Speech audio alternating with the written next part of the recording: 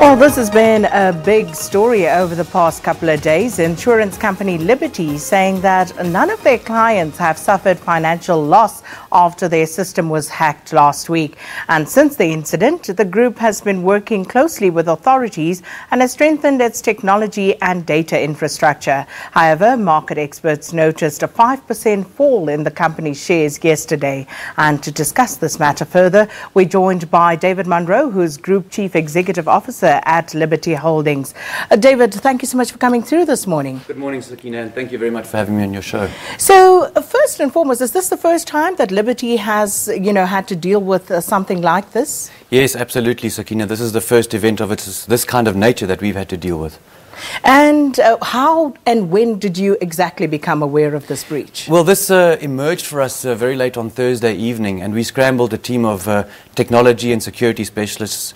We began working late Thursday night through Friday morning, and we started to authenticate that this actually was a real threat. There are many threats that emerge like this that one realizes are just have no substance to them. During the morning and Friday, we realized that this was a real threat and that we had to take it seriously, and we continued to escalate the situation.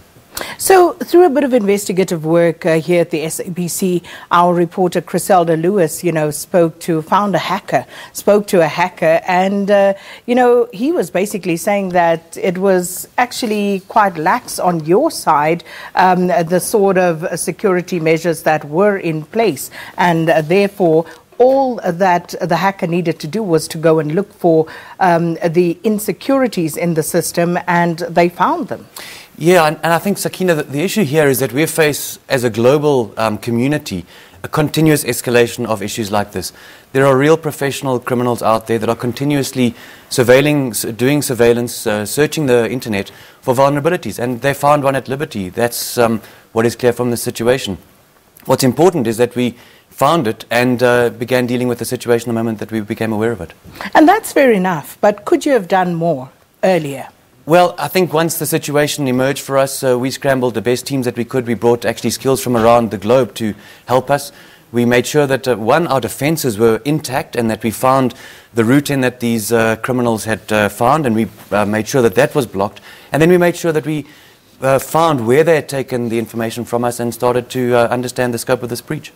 But with regard to something as some would say as mundane as a security socket layer, Tifo Mohapi from iAfrican, he's the CEO there, he says you didn't even have that in place. Well, I think we've had to do a complete review of our entire security and surveillance system across Liberty, where we found vulnerabilities, where we found things that we feel perhaps could have been at a higher level. We've absolutely implemented those. Of course, we'll go through a process of understanding and doing a post-mortem to make sure that we truly, one, learn for ourselves, but also spread the information of what's happened here. Because, as I said, this is a phenomenon just not limited to Liberty. Of course, we're in the eye of the storm. It's an event for us. We're taking it extremely seriously. We're really focused on our policyholders and customers, trying to give them the confidence that if there's an issue for them, we will contact them. But in the post-mortem of this, we will find, if we had weaknesses, we will also share that so that other people that have those weaknesses don't be breached like we have.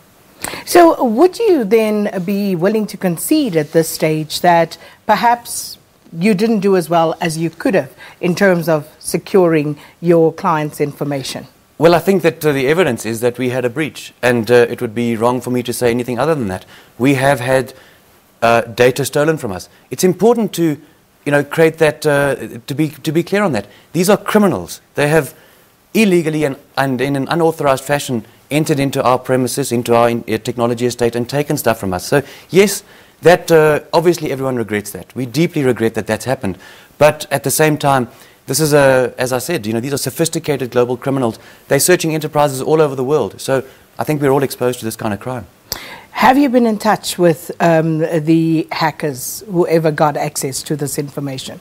They engaged with us, Sakina, and it's important for us to be very, very clear on this. They demanded a payment in respect or in response to what they had done to us. And we've made absolutely no concessions in respect of this extortion. How much did they ask for?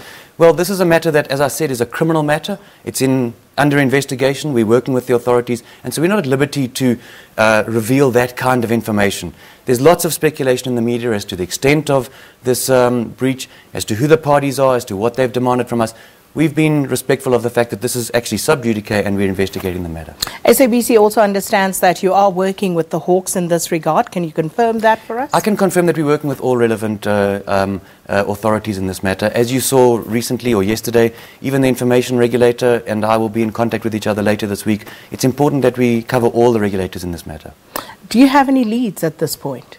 Well, it's not for us to investigate really the event at this point in time. What's really most important for me and my team and for our company is to reassure those people that have policies with Liberty and have investments with Liberty that there has been no evidence of a financial loss to anybody. All of our policies and contracts remain absolutely in force, and that's what we're focusing on. We will then, in due course, as we have time and as we can broaden the resources that we have, we will obviously follow up the issues that have been concerned. You do say that rather matter-of-factly, David, when in fact we actually don't know. Because if this information is out there, someone has access to it, they don't have to use it today. They could perhaps hold on to it to use it in some time in the future. No, and that's exactly the challenge that we have in a situation like this, and it's going to become a more pervasive challenge for many people. Because in our instance, it seems to us, and we have an idea of what they've taken, that it was what we call unstructured data in the form of emails. So it's correspondence, people talking to each other, both inside our organization and as we communicate with outside of our organization. So we have to look at each instance and say, okay, who are the parties that are affected here and how do we address the situation for them? It's not just a simple matter of my data has been exposed. It's what was the data and how do we deal with each person's specific situation. So are you saying right now that you do not know exactly what data and whose data has been taken? We're in an advanced stage of investigating the data that's been leaked. The most important thing for us, first of all, was to identify that actually a leak had taken place. That was the issue of most of our work over the early part of this investigation. We're now in the process of making sure that we understand exactly what has been taken from us. And just going forward, we understood that there was a threat to Liberty, that some 40 terabytes of data would be released daily and until or unless you actually comply with whatever demands the hackers may have. Is that correct? Again, that's that's part of the dialogue that's taking place inside the public domain around this issue. We have been very clear. We will not make any concessions in the face of this extortion from these people, and we've focused on making sure that we understand the situation and deal with it in the best way that we can for everybody involved. And just a final word to your policyholders. I mean, what would you like to say to them to at least allay the fears that their information might be out there? Yeah, no, thank you for that. And I think the answer to that is we've tried to be as responsible as we can. We communicated with our customers before we actually put this into the public domain. We wanted them to hear from us that there was an issue. We didn't want them to hear from somebody else. That's about the trust relationship that we have with our customers. We will do everything that we can to understand the impact that may have taken place for them, and if there's an impact, we will contact them directly. If they're feeling vulnerable, if they're feeling worried, please contact either your financial advisor, their financial advisor, or their independent financial advisor that doesn't work for Liberty. They will contact us. Otherwise, there are call centers staffed and ready to take our policyholders' calls or anybody that feels vulnerable or worried about a situation such as this. David Munro, thanks so much for coming through. We're going to take a quick break.